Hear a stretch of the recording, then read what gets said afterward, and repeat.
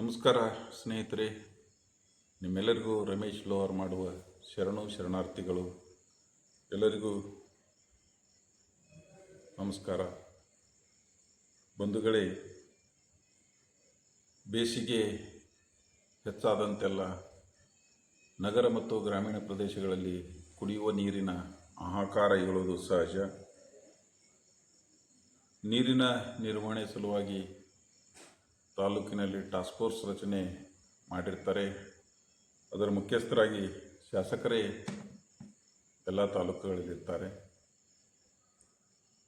ಅದೇ ರೀತಿ ಆಳಂದ ತಾಲೂಕಿನ ಶಾಸಕರಾದ ಸನ್ಮಾನ್ಯ ಶ್ರೀ BR ಪಾಟೀಲ್ ಅವರು ಹೆಚ್ಚಾಗಿ ಬೆಂಗಳೂರಲ್ಲೇ ಇರೋದರಿಂದ ಆಗೊಮ್ಮೆ ಈಗೊಮ್ಮೆ ಆಳಂದಕ್ಕೆ ಬಂದು ಹೋಗುವಂಥದ್ದು ಇನ್ನೂ ಅವರು ಜಾರಿಯಲ್ಲಿಟ್ಟಿದ್ದಾರೆ. ಮೊನ್ನೆ ದಿನ BR ಪಾಟೀಲರು ಆಳಂದಕ್ಕೆ ಬಂದಿದ್ದರು. ಆಳಂದ ತಾಲೂಕಿನಾದ್ಯಂತ ಕೆಲವು ಕಡೆ ಗುದಲಿ ಪೂಜೆಗಳಂಥ ಕಾರ್ಯಕ್ರಮಗಳನ್ನು ನಡೆಸಿದರು. ಕೆಲವು ಜನರ ಆಮಂತ್ರಣದಂತೆ ಅನೇಕ ಸಾಂಸ್ಕೃತಿಕ ಕಾರ್ಯಕ್ರಮಗಳಲ್ಲಿ ಭಾಗವಹಿಸಿದರು. ಮುಸ್ಲಿಂ ಬಾಂಧವರು ಏರ್ಪಡಿಸಿರ್ತಕ್ಕಂಥ ಒಂದು ಔತಣಕೂಟದಲ್ಲೂ ಕೂಡ ಭಾಗವಹಿಸಿ ಬೆಂಗಳೂರಿಗೆ ಹೋದರು. ಅದರ ಮಧ್ಯದಲ್ಲಿ ಅನಿವಾರ್ಯ ಎನ್ನುವಂತೆ ಅವರು KDP ಸಭೆ ಕೂಡ ಮಾಡಿದರು. ಅವ್ರ ಪ್ರಕಾರ KDP ಸಭೆಯಲ್ಲಿ ಅತ್ಯಂತ ಗಂಭೀರವಾದ ವಿಷಯ ಅಂತಂದರೆ ಇದೇ ಕುಡಿಯುವ ನೀರಿನ ನಿರ್ವಹಣೆ. ಕುಡಿಯುವ ನೀರಿನ ನಿರ್ವಹಣೆ ಕಟ್ಟುನಿಟ್ಟಾಗಿ ಮಾಡಬೇಕು ಅಂತೇಳಿ ಅವರು ತಾಲೂಕು ಪಂಚಾಯತಿ ಮತ್ತು ಜಿಲ್ಲಾ ಪಂಚಾಯತಿಯ ಅಧಿಕಾರಿಗಳಿಗೆ ಸೂಚನೆ ನೀಡಿದರು. ಜೊತೆಗೆ PDOಗಳನ್ನು ಭಾಳಷ್ಟು ಗಂಭೀರವಾಗಿ ತೆಗೆದುಕೊಂಡು PDOಗಳು ಕೆಲಸನೇ ಮಾಡೋದಿಲ್ಲ, PDOಗಳು ಸಾರ್ವಜನಿಕರ ಸಮಸ್ಯೆಗಳಿಗೆ ಸ್ಪಂದಿಸೋದಿಲ್ಲ. ಅಷ್ಟೇ ಏಕೆ, PDOಗಳು ಸ್ವತಃ BR ಪಾಟೀಲ್ರದೇ ಫೋನ್ ತಗೊಂಡು ಅದಕ್ಕೆ ಪೂರಕವಾಗಿ ಸ್ಪಂದಿಸೋದಿಲ್ಲ ಅಂತಕ್ಕಂಥ ಒಂದು ಬೇಸರದ ವಿಷಯವನ್ನು ಅವರು ತಾಲೂಕು ಪಂಚಾಯಿತಿಯಲ್ಲಿ ಹೇಳಿದರು. ಒಬ್ಬ ರಾಜ್ಯದ ಯೋಜನಾ ಆಯೋಗದ ಉಪಾಧ್ಯಕ್ಷ ಮತ್ತು ಮುಖ್ಯಮಂತ್ರಿಗಳ ಆಪ್ತ ಸ್ನೇಹಿತರ ಪರಿಸ್ಥಿತಿ ಒಬ್ಬ PDO ಮಾತು ಕೇಳೋದಿಲ್ಲ ಅಂತಕ್ಕಂಥ ಆತಂಕ ಇದ್ದರೆ, ಇನ್ನು ಕರ್ನಾಟಕ ರಾಜ್ಯಾದ್ಯಂತ ಎಲ್ಲ ಜಿಲ್ಲಾ ತಾಲೂಕು ಕೇಂದ್ರಗಳಲ್ಲಿ ಸರ್ಕಾರದ ಆಡಳಿತ ಯಾವ ರೀತಿ ನಡೆದಿದೆ ಅನ್ನೋದಕ್ಕೆ ಇದೊಂದು ಕೈಗನ್ನಡಿ. ಅಧಿಕಾರಿಗಳು ಸಾರ್ವಜನಿಕರಿಗಂತೂ ಸಿಗೋದೇ ಇಲ್ಲ, ಆದರೆ ಶಾಸಕರಿಗೂ ಸಿಗೋದಿಲ್ಲ. ಅಂದರೆ ಇದೇನು ಶಾಸಕರ ವೈಫಲ್ಯವೋ ಅಥವಾ ಆಡಳಿತದ ವೈಫಲ್ಯವೋ ಗೊತ್ತಾಗ್ತಾ ಇಲ್ಲ. ಶಾಸಕಾಂಗ ಕಾರ್ಯಾಂಗ ಎರಡೂ ಭಾಳಷ್ಟು ಒಂದಕ್ಕೊಂದು ಬಾಂಧವ್ಯದಿಂದ ಕಾರ್ಯನಿರ್ವಹಿಸಿದಾಗ ಸರ್ಕಾರ ನಡೆಯುತ್ತದೆ. ಆದರೆ ಆಳಂದ ತಾಲೂಕಿನಲ್ಲಿ ಸಂಪೂರ್ಣವಾಗಿ ಆಡಳಿತ ವೈಫಲ್ಯ ಆಗಿದೆ ಅನ್ನೋದು ಸ್ವತಃ BR ಪಾಟೀಲ್ರೇ ಒಪ್ಪಿಕೊಂಡಿದ್ದಾರೆ. ಅಧಿಕಾರಿಗಳಂತೂ ಸಾರ್ವಜನಿಕರಿಗೆ ಕೈಗೆ ಸಿಗುವುದೇ ಇಲ್ಲ. ಇನ್ನು ಸಾರ್ವಜನಿಕ ರೈತರ ಪರಿಸ್ಥಿತಿ, ಸಾಮಾನ್ಯ ಜನರ ಪರಿಸ್ಥಿತಿ ಏನಾಗಿರ್ಬೋದು ಅನ್ನೋದು ತಾವು ಊಹೆ ಮಾಡಿಕೊಳ್ಳ್ರಿ. ತಾಲೂಕಾ ಕೇಂದ್ರ ಆಳಂದ ಪಟ್ಟಣದಲ್ಲಿ ಶಾಸಕರಾದ ಮೇಲೆ ನಾನು ಕೇವಲ ಒಂದು 6 ತಿಂಗಳಲ್ಲಿ ಪ್ರತಿನಿತ್ಯವೂ ಆಳಂದ ನಗರಕ್ಕೆ ಕುಡಿಯುವ ನೀರಿನ ವ್ಯವಸ್ಥೆ ಕಲ್ಪಿಸ್ತೀನಿ ಅಂತಕ್ಕಂಥ ಚುನಾವಣೆ ಪ್ರಣಾಳಿಕೆಯಲ್ಲಿ ಬಹಳಷ್ಟು ಕಡೆ ಹೇಳಿದರು. ಈಗ ಸುಮಾರು 3 ವರ್ಷಗಳು ಗತಿಸಿದರೂ ಕೂಡ ಆ ಸಮಸ್ಯೆಯಾಗಿಯೇ ಉಳಿದಿದೆ. ಆದರೂ BR ಪಾಟೀಲ್ ಯಾಕೋ ಅದ್ರ ಬಗ್ಗೆ ಮುತುವರ್ಜಿ ವಹಿಸ್ತಾ ಇಲ್ಲ ಅಂತಕ್ಕಂಥದ್ದು ನೋವು ತಾಲೂಕಿನ ಜನತೆಯಲ್ಲಿ ಕಾಡುತ್ತಿದೆ. BR ಪಾಟೀಲರು ಸಭೆಯಲ್ಲಿ ಅಧಿಕಾರಿಗಳ ವಿರುದ್ಧ ಗುಡುಗಿದರು ಅಂತೇಳಿ ಒಂದು ಪತ್ರಿಕೆಯಲ್ಲಿ ಬರೆದಿದ್ದಾರೆ. ಹೌದು, ಇದು ಮಾರ್ಚ್ ಎಂಡ್ ಇರೋದರಿಂದ ಶಾಸಕರು ಅಧಿಕಾರಿಗಳ ಮೇಲೆ ಗುಡುಗುವಂಥ ಈ ತಿಂಗಳಿದು. ಎಲ್ಲ ಬಿಲ್ಗಳು ಈ ಒಂದು ಮಾರ್ಚ್ ಎಂಡಲ್ಲೇ ಸೆಟಲ್ಮೆಂಟ್ ಆಗಬೇಕಾಗಿರ್ತದೆ.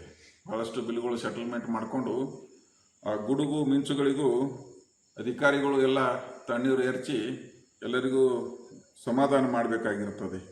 ಅದಕ್ಕೆ BR ಪಾಟೀಲರು ಕೂಡ ಎಲ್ಲರಂತೆ ಅವರು ಗುಡುಗಿ ಮಿಂಚಿ ಅವರು ಬೆಂಗಳೂರಿಗೆ ಹೋಗಿಬಿಡ್ತಾರೆ. ತದನಂತರದಲ್ಲಿ ಅವರ ಕುಟುಂಬದವರೆಲ್ಲ ಮುಂದಿನ ವಿಷಯಗಳೆಲ್ಲ ನಿರ್ವಹಣೆ ಮಾಡ್ಕೊಳ್ತಾರೆ. ಬಹಳಷ್ಟು ವಿಷಯಗಳು ಚರ್ಚೆಯಾಗಿದೆ. ಅದರಲ್ಲಿ ತೆರಿಗೆ ಸಂಗ್ರಹಣೆ ಬಗ್ಗೆ ಕೂಡ BR ಪಾಟೀಲರು ಭಾಳಷ್ಟು ಮುತುವರ್ಜಿ ವಹಿಸಿ ಅಧಿಕಾರಿಗಳಿಗೆ ತಾಕೀತು ಮಾಡಿದ್ದಾರೆ. ಮತ್ತು ತೋಟಗಾರಿಕಾ ಇಲಾಖೆ ಕಡೆಯಿಂದ ಕೆಲವೊಂದು ಬೀಜಗಳು ವಿತರಣೆ ಮಾಡುವುದು ವಾಡಿಕೆಯಂತೆ ಅದನ್ನು ಕೂಡ ಮಾಡಿದ್ದಾರೆ. ಈ ಕುಡಿಯುವ ನೀರಿನ ಸಮಸ್ಯೆ ಬಗ್ಗೆ ನಮ್ಮ ಒಂದು ವಿಚಾರ ಅಂತಂದರೆ, ಬಿ ಆರ್ ಪಾಟೀಲರು ಸುಮಾರು ಒಂದು 40 ವರ್ಷ ರಾಜಕಾರಣದಲ್ಲಿ ಸಕ್ರಿಯವಾಗಿದ್ದು ಮತ್ತು ಅಧಿಕಾರದಲ್ಲಿದ್ದವರು. ಸುಮಾರು 4 ಅವಧಿಗೆ ಅವರು ಶಾಸಕರಾಗಿ, ವಿಧಾನ ಪರಿಷತ್ ಸದಸ್ಯರಾಗಿ, ಉಪಸಭಾಪತಿಯಾಗಿ ಭಾಳಷ್ಟು ಹುದ್ದೆಗಳನ್ನು ಅಲಂಕರಿಸಿ ಈ ತಾಲೂಕಿಗೆ ಜನಪ್ರತಿನಿಧಿಯಾಗಿ ಆಳ್ವಿಕೆಯನ್ನು ಮಾಡಿದ್ದಾರೆ. ಇತ್ತೀಚಿನ ದಿನಗಳಲ್ಲಿ ಅವರು ಈ ನೀರಿನ ಬಗ್ಗೆ ಬಹಳಷ್ಟು ಹೋದಲ್ಲೆಲ್ಲ ಮಾತಾಡ್ತಾರೆ. ನೀರಿನ ಸಮಸ್ಯೆ ಬಗೆಹರಿಸಬೇಕು, ನೀರು ನಿಲ್ಲಿಸುವಂಥ ಕೆಲಸಗಳಾಗಬೇಕು, ಕೆರೆ ಅಣೆಕಟ್ಟುಗಳಾಗಬೇಕು, ಹಳ್ಳಗಳಲ್ಲಿ ಚೆಕ್ ಡ್ಯಾಮ್ಗಳಾಗಬೇಕು, ನೀರು ನಿಲ್ಲಿಸುವಂಥ ಕೆಲಸ ಮಾಡಬೇಕು ಅಂತಕ್ಕಂಥ ಒಂದು ಅಭಿಲಾಷೆಯನ್ನು ಎಲ್ಲ ಕಡೆ ವ್ಯಕ್ತಪಡಿಸ್ತಾರೆ. ಆದರೆ ಅವರ ಮಾತಿಗೂ ಮತ್ತು ಅವರ ಕೃತಿಗೂ ಅಜಗಜಾಂತರವಾದಂಥ ವ್ಯತ್ಯಾಸ ಇದೆ. ಅವರು ಹಿಂದೆ ನಮಗೆಲ್ಲ ಹೇಳ್ತಿದ್ರು 200 ಕೆರೆಗಳು ಮಾಡಿಸುವಂಥ ಉದ್ದೇಶವನ್ನು ಇಟ್ಕೊಂಡಿದ್ದೀನಿ ಅಂತೇಳಿ. ಆದರೆ 200 ಕೆರೆಗಳಲ್ಲಿ ಕಾರ್ಯರೂಪಕ್ಕೆ ಬಂದದ್ದು ಎಷ್ಟು ಕೆರೆಗಳು ಅನ್ನೋದು ನಾವು ತಾಲೂಕಿನ ಜನತೆ ಅವರಿಗೆ ಕೇಳಬೇಕಾಗ್ತದೆ. ಅದಕ್ಕೆ ಅವರಿಗೆ ಅಧಿಕಾರ ಸಿಕ್ಕಿದ್ದು ಮತ್ತು ಅವರು ಮುಖ್ಯಮಂತ್ರಿಗಳಿಗೆ ಬಹಳ ಆಪ್ತರಾಗಿದ್ದಾರೆ. ಅವರಿಗೆ ಅನುದಾನ ತರುವಂಥದ್ದು ಏನು ಅಷ್ಟೊಂದು ಕಷ್ಟದ ಕೆಲಸ ಏನಲ್ಲ. ಅವರು ಮನಸ್ಸು ಮಾಡಿದರೆ 200 ಅಲ್ಲ 400 ಕೆರೆಗಳು ಮಾಡ್ಬೋದು. ಇಲ್ಲೇ ನಮ್ಮ ಪಕ್ಕದ ಜಿಲ್ಲೆ ಬಿಜಾಪುರದಲ್ಲಿ ಎಂ ಬಿ ಪಾಟೀಲರು ಅನೇಕ ಕೆರೆಗಳನ್ನು ತುಂಬಿಸುವಂಥ ಕೆಲಸಗಳನ್ನು ಮಾಡಿದ್ದಾರೆ. ಅಪ್ಪರ್ ಕೃಷ್ಣ ಪ್ರೊಜೆಕ್ಷನ್ನಿಂದ ಅವರ ಕ್ಷೇತ್ರದಲ್ಲಿ ಪೂರ್ತಿ ಎಲ್ಲ ಕಡೆ ನೀರು ನಿಲ್ಲಿಸಿ ಹಸಿರು ಕ್ರಾಂತಿಯನ್ನು ಮಾಡಿದ್ದಾರೆ. ಅದಕ್ಕೆ ಅವರಿಗೆ ಇಚ್ಛಾಶಕ್ತಿ ಬೇಕು, ಕ್ಷೇತ್ರದ ಜನತೆ ಬಗ್ಗೆ ಅವರಿಗೆ ಕಾಳಜಿ ಇರಬೇಕು. ಅಂಥ ಶಾಸಕರು ಅನೇಕ ಕಾರ್ಯರೂಪದಲ್ಲಿ ತಂದದ್ದಿದೆ. ಆದರೆ ಬಿ ಆರ್ ಪಾಟೀಲರು ಈ ಒಂದು ಸಮಗ್ರ ಜಲಾನಯನ ವಿಷಯದಲ್ಲಿ ಭಾಳಷ್ಟು ಪುಸ್ತಕಗಳನ್ನು ಬರೆಸಿದ್ದಾರೆ, ಪ್ರಶಸ್ತಿಗಳನ್ನು ಕೂಡ ಪಡೆದಿದ್ದಾರೆ. ಆದರೆ ನಾವು ಬಿ ಆರ್ ಪಾಟೀಲರಿಗೆ ಪ್ರಶ್ನೆಗಳು ಕೇಳ್ತೀವಿ. ನೀವು ಇಷ್ಟೆಲ್ಲ ಪ್ರಶಸ್ತಿಗಳು ಪಡೆದು ಇವತ್ತಿನ ತಾಲೂಕಿನಲ್ಲಿ ಸುಮಾರು ಅರ್ಧಕ್ಕಿಂತ ಹೆಚ್ಚು ಹಳ್ಳಿಗಳು ನೀರಿನ ಸಮಸ್ಯೆ, ನೀರಿನ ಬವಣೆಯನ್ನು ಎದುರಿಸ್ತವೆ ಅಂತಕ್ಕಂಥದ್ದಂದರೆ ಇದು ನೀವು ಹಿಂದೆ ಪಡೆದಂಥ ಪ್ರಶಸ್ತಿಗಳು, ನಿಮ್ಮ ಪುಸ್ತಕಗಳು ಯಾವ ಪುರುಷಾರ್ಥಕ್ಕಾಗಿ? ಜನರಿಗೆ ಸ್ಪಂದಿಸುವಂಥ ಕೆಲಸಗಳೇ ಆಗಿಲ್ಲ. ಅದು ಕೇವಲ ಪುಸ್ತಕಗಳಲ್ಲಿ, ಪ್ರಶಸ್ತಿಗಳಲ್ಲಿ ಮಾತ್ರ ಮೀಸಲಾಗಿದೆ. ಅದಕ್ಕಾಗಿ ನಿಮ್ಮ ದಕ್ಷತೆ, ಕಾರ್ಯಾಡಳಿತ ಇದೆಲ್ಲ ವಿಫಲವಾಗಿದೆ ಅಂತಕ್ಕಂಥದ್ದು ತಾವು ಮೊನ್ನೆ KDP ಮೀಟಿಂಗ್ದಲ್ಲಿ ಭಾಳ ಸ್ಪಷ್ಟವಾಗಿ ಒಪ್ಪಿಕೊಂಡಿದ್ದೀರಿ. ಜನರ ಕೈಗೆ ಅಧಿಕಾರಿಗಳು ಸಿಗಬೇಕು ಅನ್ನೋದು ನಿಮ್ಮ ಒತ್ತಾಸೆಯಾಗಿದ್ದರೆ ಮೊನ್ನೆ ಶಾಸಕರೇ ತಾವು ಆತ್ಮಾವಲೋಕನ ಮಾಡಿಕೊಳ್ಳಿ. ತಾವು ಈ 3 ವರ್ಷದ ಅವಧಿಯಲ್ಲಿ ಎಷ್ಟು ಜನರ ಕೈಗೆ ತಾವು ಸಿಕ್ಕಿದಿರಿ, ಯಾರ ಜನರ ಸಮಸ್ಯೆಗಳನ್ನು ಬಗೆಹರಿಸಿದ್ದೀರಿ? ತಾವು ಆಳಂದದಲ್ಲಿ ಒಂದು ಕನಿಷ್ಠವಾಗಿ ಒಂದು ಕಾರ್ಯಾಲಯ, ಜನಸಂಪರ್ಕ ಕಾರ್ಯಾಲಯ ಸಹಿತ ತಾವು ಮಾಡದೇ ಇರೋದು ಬಹಳ ನೋವಿನ ವಿಷಯ. ನೀವು ಊರೊಳಗಡೆ ನಿಮ್ಮ ಶಾಲೆಯಲ್ಲಿ ಇರ್ತಕ್ಕಂಥ ಒಂದು ಕಚೇರಿ ಮಾಡಿಕೊಂಡು ಅಲ್ಲಿ ನಿಮ್ಮ ಸಮುದಾಯಕ್ಕೆ ಸಂಬಂಧಪಟ್ಟಂಥ ನಾಯಕರುಗಳು ಮತ್ತು ಕಾಂಟ್ರಾಕ್ಟರ್ಗಳು, ನಿಮ್ಮ ಲೀಡರ್ಸ್ಗಳು, ನಿಮ್ಮ ಪಕ್ಷದ ಕಾರ್ಯಕರ್ತರು, ನಿಮ್ಮ ಹಿಂಬಾಲಕರು ಮಾತ್ರ ಆ ನಿಮ್ಮ ಶಾಲೆಯಲ್ಲಿರ್ತಕ್ಕಂಥ ಕಚೇರಿಗೆ ಬರ್ಬೋದು. ಆದರೆ ಸಾಮಾನ್ಯ ಜನರೆಲ್ಲ ಬಂದು ಒಂದು ಸರ್ಕಾರಕ್ಕೆ ಏನಾದರೂ ಸಮಸ್ಯೆ ಇದ್ದರೆ ಯಾವ ರೀತಿ ಅವರು ತಮ್ಮ ಒಂದು ಸಮಸ್ಯೆ ಬಗೆಹರಿಸ್ಕೊಳ್ಬೇಕು ಅನ್ನೋದು ಪ್ರಶ್ನೆಯಾಗಿಯೇ ಉಳಿಯಿತು. ಅದಕ್ಕಾಗಿ ಶಾಸಕರ ಬಗ್ಗೆ ಬಹಳಷ್ಟು ಒಂದು ಬೇಸರ ಇದೆ ತಾಲೂಕಿನ ಜನತೆಗೆ. ಈ ಶಾಸಕರು ಆಗೊಮ್ಮೆ ಈಗೊಮ್ಮೆ ಬಂದು ಬರೀ ಅಲ್ಲೊಂದು ಇಲ್ಲೊಂದು ಗುದ್ದಲಿ ಪೂಜೆ ಮಾಡೋದಷ್ಟೇ ಶಾಸಕರ ಕಾರ್ಯ ಅಂತೇಳಿ ತಿಳಿದದ್ದು ಬಹಳ ನೋವಿನ ವಿಷಯ. ಅದಕ್ಕಾಗಿ ಮುಂದಿನ ದಿನಗಳಲ್ಲಿ ಶಾಸಕರು ತಾಲೂಕಿನ ಕಡೆ ಗಮನ ಕೊಡಬೇಕು. ತಾವು ಮುಖ್ಯಮಂತ್ರಿಗಳ ಆಪ್ತರಿದ್ದೀರಿ, ಮುಖ್ಯಮಂತ್ರಿಗಳಿಂದ ಅನೇಕ ಹುದ್ದೆಗಳನ್ನು ಪಡೆದಿದ್ದೀರಿ. ಅದು ಸರಿ ಇಲ್ಲ ಅಂದರೆ ಇದು ಸರಿ ಇಲ್ಲ ಅಂದರೆ ಅದು ನಿಮಗೆ ಬೇಕಾಗದ್ದು ಮತ್ತು ನಿಮ್ಮ ಮಕ್ಕಳಿಗೆ ಬೇಕಾಗೋದು, ನಿಮ್ಮ ಕುಟುಂಬದವರಿಗೆ ಬೇಕಾಗೋದು, ನಿಮ್ಮ ಸಂಸ್ಥೆಗೆ ಬೇಕಾಗೋದು ಏನೆಲ್ಲ ಪಡೆದಿದ್ದೀರಿ. ಯಾರಿಗೂ ಅದ್ರ ಬಗ್ಗೆ ಬೇಸರ ಇಲ್ಲ, ಯಾರಿಗೂ ಹೊಟ್ಟೆ ಕಿಚ್ಚಿಲ್ಲ. ನಿಮಗೇನು ಬೇಕು ಎಲ್ಲ ಮಾಡಿಕೊಳ್ರಿ. ಆದರೆ ಸಾರ್ವಜನಿಕರ ಕಡೆ ಕೂಡ ತಾವು ಗಮನ ಕೊಡಬೇಕು ಅಂತಕ್ಕಂಥದ್ದು ತಾಲೂಕಿನ ಜನತೆ ಪರವಾಗಿ ತಮ್ಮಲ್ಲಿ ನಾವು ಕಳಕಳಿಯಿಂದ ವಿನಂತಿ ಮಾಡಿಕೊಳ್ತೇವೆ. ಕಾರಣ ಸರ್ಕಾರ ಏನಾದರೂ ಕೆಲಸ ಮಾಡದಿದ್ದರೆ ಜನಗಳು ಬೀದಿಗಿಳಿದು ಹೋರಾಟ ಮಾಡಬೇಕು.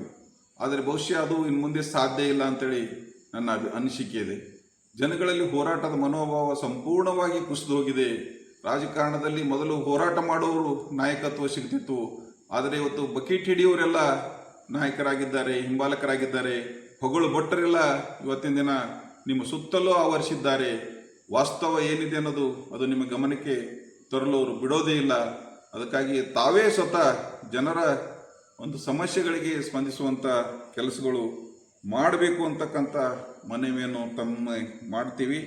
ಅದಕ್ಕೆ ಮುಂದಿನ ದಿನಗಳಲ್ಲಿ ತಾವು ತಾಲೂಕಿನಲ್ಲಿ ಅತಿ ಹೆಚ್ಚು ಸಮಯ ಇದ್ದು ದೀನ ದಲಿತ ಬಡವ ರೈತ ಕಾರ್ಮಿಕ ಮಹಿಳೆಯರ ವಿದ್ಯಾರ್ಥಿಗಳ ಸಮಸ್ಯೆಗಳಿಗೆ ತಾವು ಸ್ಪಂದಿಸಬೇಕು. ತಾವು ಕರೆದಂಥ ಮೊನ್ನೆ KDP ಮೀಟಿಂಗ್ದಲ್ಲಿ ತಾಲೂಕಿನಲ್ಲಿ ಇವತ್ತಿನ ದಿನ ಭಾಳ ದೊಡ್ಡ ಸಮಸ್ಯೆ ಅಂತಂದರೆ ಅಂತಾರಾಷ್ಟ್ರೀಯ ಮಟ್ಟದಲ್ಲಿ ನಡೆದಂಥ ಯುದ್ಧದ ಒಂದು ಛಾಯೆ ನಮ್ಮ ಭಾರತದ ಮೇಲೂ ಕೂಡ ಬಿದ್ದುದರ ಸಲುವಾಗಿ ಇವತ್ತು ಅನೇಕ ಕುಟುಂಬಗಳಲ್ಲಿ ಗ್ಯಾಸ್ ಇರಲಾರ ಸಲುವಾಗಿ ಅಡುಗೆ ಮಾಡಲಾರದಂಥ ಪರಿಸ್ಥಿತಿ ಇದ್ದು ಇವತ್ತಿನ ನಾವು ಮುಂದಿನ ದಿನಗಳಲ್ಲಿ ಮತ್ತೆ ಈ ಪೆಟ್ರೋಲ್ ಡೀಸೆಲ್ ಅಂತ ಸಮಸ್ಯೆಗಳು ಕೂಡ ನಮಗೆ ಎದುರಾಗ್ಬೋದು. ಆದರೆ ತಾವು ಈ ಪೆಟ್ರೋಲ್ ಡೀಸೆಲ್ ಮತ್ತು ಈ ಗ್ಯಾಸಿನ ಒಂದು ವಿತರಣೆ ವಿಷಯದಲ್ಲಿ ಗಮನ ಹರಿಸಬೇಕು. ಜನಗಳು ಬಹಳ ಕಂಗಾಲಾಗಿದ್ದಾರೆ. ಬೇಸಿಗೆ ದಿನಗಳಲ್ಲಿ ಜನಗಳಿಗೆ ಉದ್ಯೋಗ ಇಲ್ಲ. ಎಲ್ಲೂ ಕೂಡ ಸಮರ್ಪಕವಾಗಿ ಉದ್ಯೋಗ ಖಾತ್ರಿ ಕೆಲಸ ಪ್ರಾರಂಭ ಆಗಿಲ್ಲ. ಅದೇನಾದರೂ ಆದರೆ ನಿಮ್ಮ ಹಿಂಬಾಲಕರು ಆ ಒಂದು ಲೂಟಿ ಹೊಡೆಯುವಂಥ ಕೆಲಸಕ್ಕೆ ಮಾತ್ರ ಉದ್ಯೋಗ ಖಾತ್ರಿ ಸೀಮಿತ ಆಗಿದೆ ಹೊರತಾಗಿ ಆ ಉದ್ಯೋಗ ಖಾತ್ರಿಕೆ ಅನ್ನೋದು ಜನರ ಪಾಲಿಗೆ ಮರೀಚಿಕೆಯಾಗಿದೆ. ಅದರಲ್ಲಿರ್ತಕ್ಕಂಥ ಅನೇಕ ಕಾನೂನಿನ ತೊಡಕುಗಳು ನಿಬಂಧಗಳು ಅದು ಮತ್ತೆಚ್ಚು ಒಂದು ಕಬ್ಬಿಣದ ಕಡಲೆ ಅಂತಾಗಿ ಕಾರ್ಮಿಕರಿಗೆ ನಿಜವಾದ ದುಡಿಯುವಂಥ ಕಾರ್ಮಿಕರಿಗೆ ಅದು ಕೆಲಸ ಸಿಗದಂತಾಗಿದೆ. ಮತ್ತು ರೈತರಿಗೆ ಆ ಒಂದು ಉದ್ಯೋಗ ಖಾತ್ರಿ ಯೋಜನೆಯಲ್ಲಿ ಯಾವುದೇ ಕಾಮಗಾರಿಗಳು ಕೂಡ ಆಗೋದಿಲ್ಲ ಅಂತಕ್ಕಂಥ ಆತಂಕ ಇದೆ. ಅದಕ್ಕೆ ತಾವು ತಾಲೂಕು ಆಡಳಿತವನ್ನು ಆಗಾಗ ಬಡಿದೆಬ್ಬಿಸುತ್ತಾ ಅಧಿಕಾರಿಗಳನ್ನು ಒಂದು ಮೀಟಿಂಗ್ ತಗೊಳ್ಳೋ ಮೂಲಕ ನೀವು ಅವರನ್ನು ಕ್ರಿಯಾಶೀಲರಾಗಿ ಮಾಡಿದ್ದೇ ಆದಲ್ಲಿ ತಾಲೂಕಿನಲ್ಲಿ ಬೇಸಿಗೆಯ ಸಮಯದಲ್ಲಿ ಉದ್ಯೋಗ ಇರ್ಬೋದು, ನೀರಿನ ಸಮಸ್ಯೆ ಇರ್ಬೋದು, ವಿದ್ಯಾರ್ಥಿಗಳಿಗೆ ಪರೀಕ್ಷೆಗಳ ವಿಷಯದಲ್ಲಿ ಇರ್ಬೋದು, ಅನೇಕ ಸಮಸ್ಯೆಗಳು ತಾವು ಸ್ವತಃ ಕಾಳಜಿ ವಹಿಸಿ ಒಂದು ತಾಲೂಕಿನ ಆಡಳಿತಕ್ಕೆ ಚುರುಕು ಕೊಡಬೇಕು ಅಂತೇಳಿ ತಮ್ಮಲ್ಲಿ ಮನವಿ ಮಾಡಿಕೊಳ್ಳುತ್ತೇವೆ. ಎಲ್ಲರಿಗೂ ಶರಣಾರ್ಥಿಗಳು.